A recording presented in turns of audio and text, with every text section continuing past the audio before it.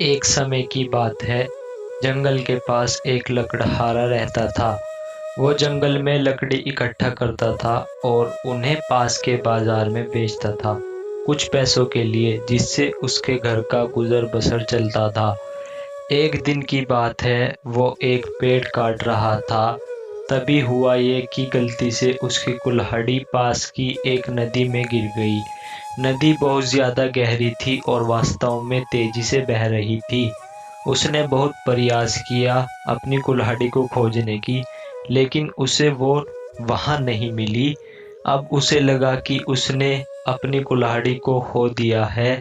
वहीं दुखी होकर वो नदी के किनारे बैठकर रोने लगा। उसके रोने की आवाज़ सुनकर नदी के भगवान उठे और उस लकड़हारे से पूछा कि क्या हुआ। लकड़हारे ने अपनी दुखद कहानी बताई। नदी के भगवान को उस लकड़हारे के ऊपर दया आई और वो उसकी मेहनत और सच्चाई को देखकर उसकी मदद करने की कोशिश की। वो नदी में गायब हो गए और एक सुनहरी कुल्हाड़ी वापस लाया। लेकिन लकड़हारे ने कहा कि यह उसका कुल्हाड़ी नहीं है।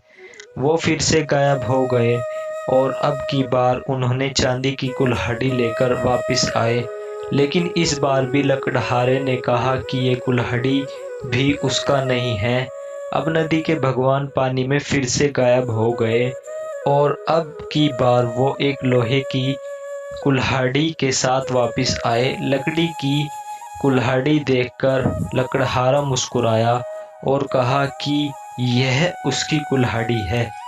नदी के भगवान ने लकड़हारे की ईमानदारी से प्रभावित होकर उसे सोने और चांदी की दोनों कुल्हाड़ियाँ भेंट में दी। सीख बच्चों, हमें इस कहानी से क्या सीख मिलती है?